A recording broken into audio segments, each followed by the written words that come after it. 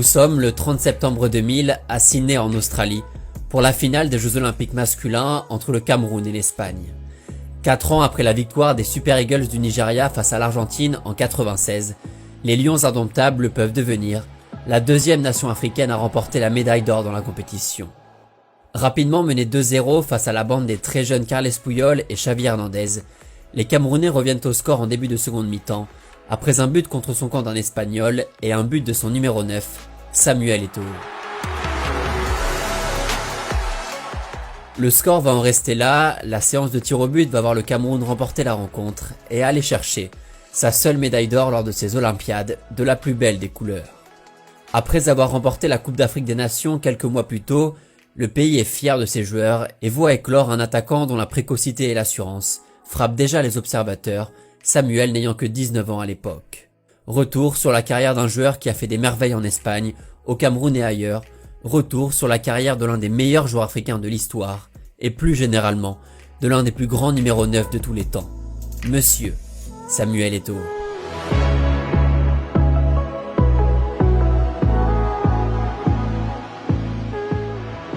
Lancé dans la profondeur, lancé balle au pied, lancé sur l'aile, le résultat était souvent le même quand Samuel Eto'o finissait avec le ballon entre les pieds.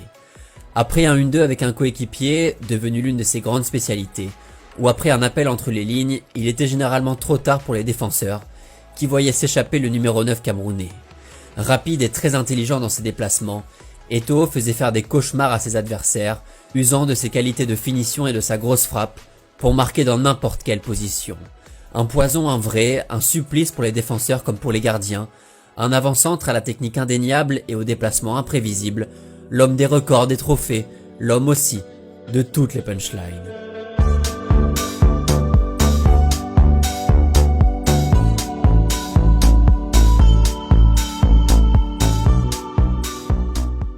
Lui, c'est Samuel Eto'o, 16 ans, attaquant du club Deportivo de Leganés en 2e division espagnole lors de la saison 97-98. Alors sous contrat avec le Real Madrid qu'il a rejoint quelques mois plus tôt après plusieurs échecs en France, le joueur joue une trentaine de matchs dans le club de la banlieue de Madrid avant d'enchaîner 2 saisons compliquées à la Maison Blanche, bloqué dans la hiérarchie par plusieurs grands attaquants dont Raúl, Fernando Morientes et le français Nicolas Anelka, fraîchement arrivé d'Angleterre. Mais le passage de l'année 2000 va faire beaucoup de bien à l'attaquant camerounais. Après une dizaine de matchs joués seulement en 2 ans en Espagne, le joueur est prêté à Majorque en janvier 2000, club du milieu de tableau du championnat espagnol. Et là, tout va s'accélérer pour le Camerounais. D'abord, le Cameroun remporte la Coupe d'Afrique des Nations 2000 en février, avec un Samuel Eto'o brillant qui marque en quart contre l'Algérie, en demi contre la Tunisie et en finale contre le Nigeria. Première Coupe d'Afrique, 2e meilleur buteur de la compétition, élu dans l'équipe type du tournoi, tout va mieux pour le jeune originaire de Yaoundé qui aperçoit enfin la lumière au bout du tunnel. Car en Espagne aussi, l'attaquant va faire des merveilles. En avril, Eto'o claque un doublé au Camp Nou, il inscrit 6 buts en 13 matchs avec Majorque, et le Real décide alors de céder 50% des parts du joueur au club de Palma dans les Baléares. Sur sa lancée, et après la victoire des Lions aux Jeux Olympiques de Sydney, Samuel s'éclate dans le club insulaire qui réalise plusieurs belles saisons en Liga. Le premier problème déjà quand on arrive d'Afrique, c'est le froid, l'hiver. Il faut s'adapter à l'hiver. Chez nous en Afrique, il n'y a pas d'hiver. Il faut pouvoir s'adapter à la langue, il faut pouvoir s'adapter à la nourriture. Et ça, ce sont les premiers problèmes. Avec la cinquantaine de buts marqués en 120 matchs disputés, dont certains en Ligue des Champions, les fulgurances d'Eto'o épatent l'Europe et crispent le Real Madrid, humilié plusieurs fois par le joueur camerounais qui n'a jamais vraiment digéré son passage chez les merengues. Ouais, un bon petit slalom devant Florentino Pérez après 2 ans passés sur le banc là-bas, ça fait toujours plaisir. Vainqueur de la Coupe du Roi en 2003 avec un doublé de son numéro 9 et qualifié pour la Ligue des Champions en 2001, Majorque n'oubliera jamais le passage du meilleur joueur de l'histoire du club qui inscrit 17 buts et délivre 10 passes D en championnat lors de sa dernière saison en 2004. Au milieu de tout ça, Eto'o remporte déjà sa 2e Coupe d'Afrique des Nations en 2002 au Mali. Moins performant que l'édition précédente, il inscrit un seul but en phase de poule contre le Togo et dispute la finale remportée au tir au but contre le Sénégal. Auréolé de ses 3 prestigieux trophées en sélection, de son premier but à la Coupe du Monde 2002 avec ce merveilleux maillot sans manches sur les épaules et de son but légendaire contre le Brésil à la Coupe des Confédérations 2003, L'attaquant s'est fait un nom dans le monde et en Europe, où plusieurs clubs s'intéressent désormais aux joueurs camerounais, notamment le FC Barcelone. Après une petite guerre entre les deux rivaux espagnols, Florentino Pérez craque et lâche le joueur à son concurrent contre 27 millions d'euros. Une somme que les dirigeants barcelonais ne vont pas vraiment regretter.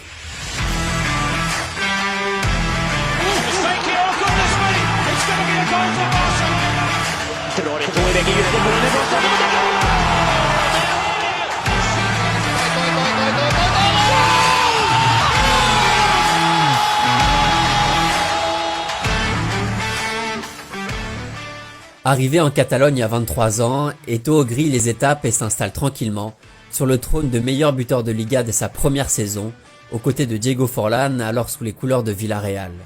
Avec 25 buts marqués en championnat, bien aidé par Ronaldinho et Ludovic Giuli autour de lui en attaque, et par Deco et Xavi au milieu de terrain, Eto'o va trop vite et prend son envol enfin, dans un club avec de l'ambition.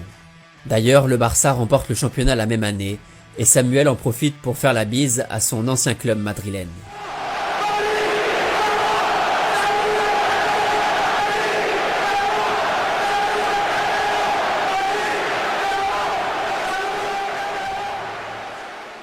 Toujours aussi fort l'année suivante, meilleur buteur de Liga pour la deuxième saison d'affilée, Eto'o fait le bonheur du FC Barcelone qui remporte facilement la Liga, avec 12 points d'avance sur le Real Madrid. Parce que la force du Barça, c'est que c'était un groupe de jeunes qui aimaient s'amuser ensemble.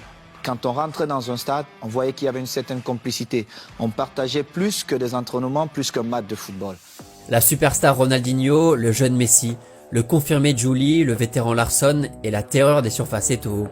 Les Blaugrana en fière allure et se hissent même en finale de Ligue des Champions grâce à plusieurs buts importants de l'attaquant camerounais.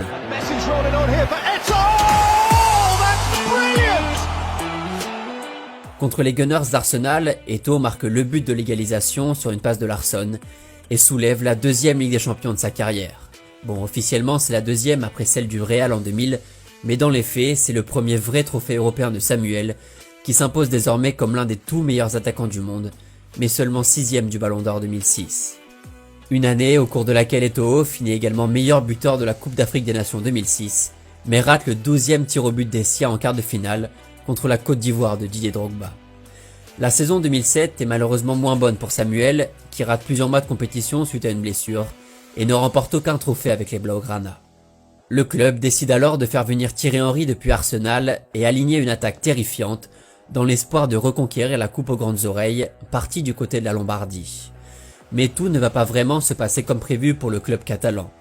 Malgré un Samuel Eto'o chirurgical en championnat avec 16 buts en 18 rencontres, le club patine et finit seulement 3e de Liga, plombé par des blessures à répétition et des systèmes en constante variation, et se fait sortir par Manchester United en demi-finale de Ligue des Champions. Bon, Eto'o finit encore meilleur buteur de la Coupe d'Afrique des Nations 2008, mais échoue cette fois en finale contre les pharaons égyptiens, le 3e échec consécutif pour les Lions indomptables.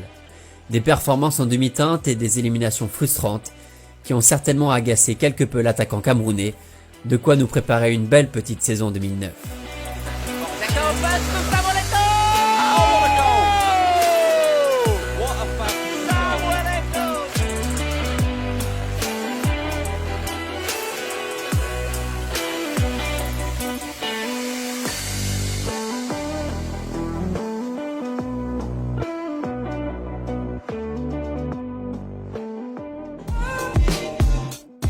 Totalement inarrêtable, Eto'o inscrit 30 buts en 36 matchs de championnat dans un trio avec Messi et Henry, qui cumule exactement 100 buts marqués sur toute la saison avec le Barça. Sous les ordres de Pep Guardiola, les Catalans enchaînent 19 victoires en 20 matchs de Liga entre septembre et février, sont sacrés tranquillement champions d'Espagne, remportent la Copa del Rey face à Bilbao et retrouvent la finale de la Ligue des Champions grâce à son trio magique.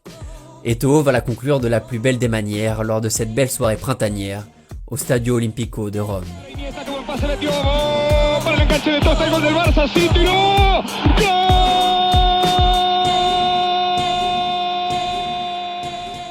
Une victoire 2-0 avec un but du Camerounais en finale, la cerise sur le gâteau d'une année exceptionnelle pour ce qui va rester, comme le dernier match de Samuel sous les couleurs barcelonaises. Car malgré toutes les promesses faites sur le terrain, un échange prend forme entre le FC Barcelone et l'Inter Milan de José Mourinho, qui souhaite recruter l'attaquant barcelonais. C'est ainsi que Zlatan est envoyé en Catalogne en échange de Samuel Eto'o et de 46 millions d'euros. Un sacré coup sur l'ego du Camerounais, de quoi lui donner toute l'énergie nécessaire pour la saison qui arrive.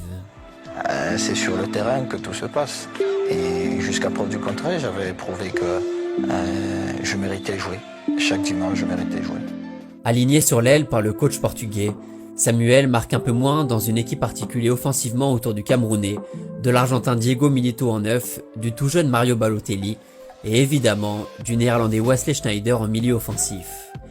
Les Nerazzurri vont aller remporter le championnat italien 2 petits points devant l'AS Roma, la Coupe d'Italie 1 petit but devant l'AS Roma, et se hisser en demi-finale de Ligue des Champions après des victoires contre Chelsea et le CSKA Moscou, une demi-finale où les attend le FC Barcelone.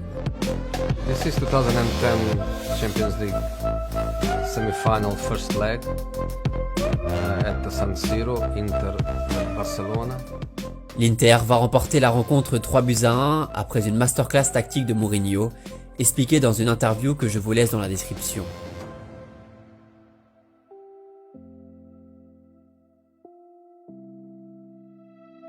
Alors au match retour, un an après le scandale de Stamford Bridge et le but à la dernière minute de Barcelone, Mourinho décide de ne pas faire la même erreur que les Blues et bétonne derrière.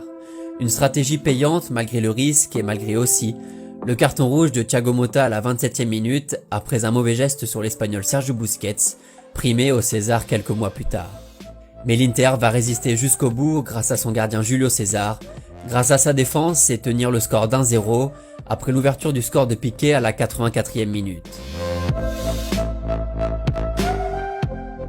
Mourinho fait son show, Eto'o retrouve encore la finale de Ligue des Champions et peut devenir alors le premier joueur de l'histoire à réaliser le triplé championnat Coupe Ligue des Champions avec 2 clubs différents pendant 2 saisons d'affilée. Contre le Bayern Munich en finale, au stade Santiago Bernabéu de Madrid, Diego Milito va faire son show pour offrir au club la première Coupe d'Europe de son histoire depuis 1965.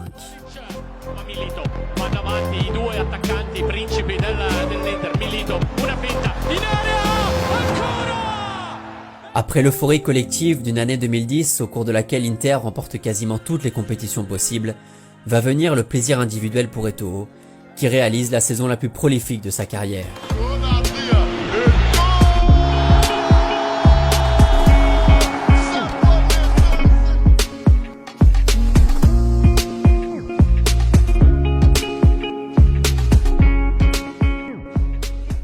« 37 buts en club, accompagnés de 15 passes D. Samuel a encore de très beaux restes et inscrit 2-3 bijoux pour en mettre plein la vue aux supporters Nerazzurri. Des supporters un peu déçus par la saison en demi-teinte de leur protégé, qui ne remportent que la Coupe d'Italie contre Palerme avec un doublé de Samuel en finale. Et voilà qu'à 30 ans, après avoir reçu les louanges de son président suite à sa magnifique saison, le Camerounais décide de quitter l'Italie et de céder au chant des sirènes russes, celle du club d'Anji Makachkala, qui lui propose à l'époque le plus gros salaire du monde pour un footballeur.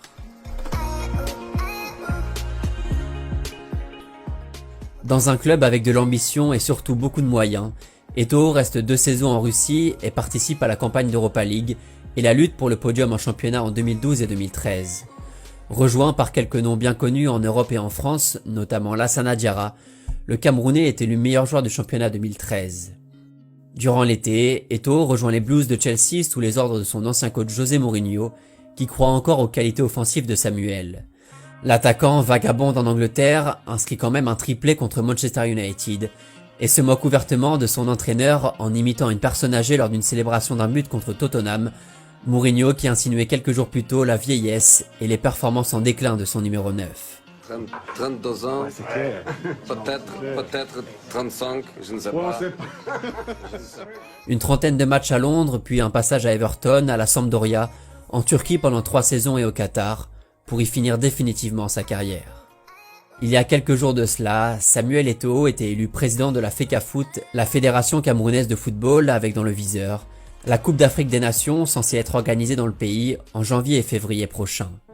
Une très belle reconversion est la preuve encore de l'investissement des joueurs africains dans le développement de leur pays après par exemple la candidature de Drogba à la Fédération de la Côte d'Ivoire et l'élection de George Weah il y a 3 ans comme président de la République du Libéria.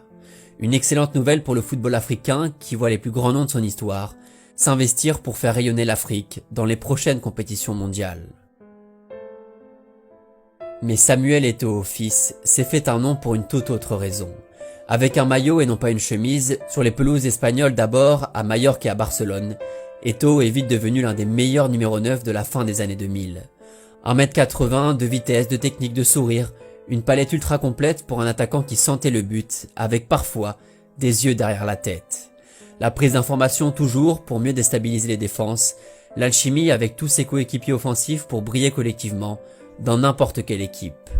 Car Samuel a bel et bien gagné beaucoup de trophées en club et en sélection.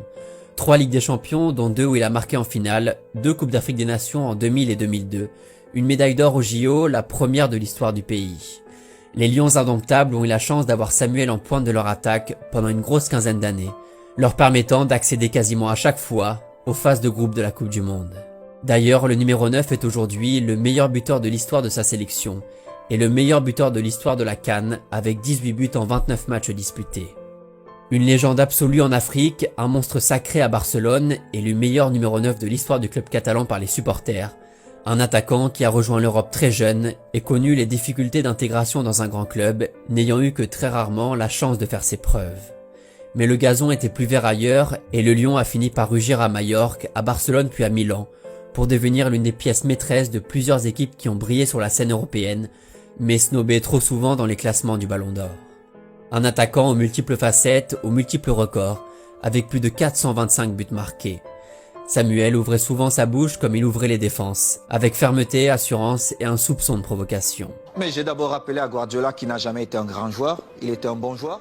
De Yaoundé à Douala, des Baléares à la Catalogne, de l'Italie au bord de la Caspienne, le talent est intemporel, le sourire compulsif et le rugissement éternel d'un lion, à jamais indomptable.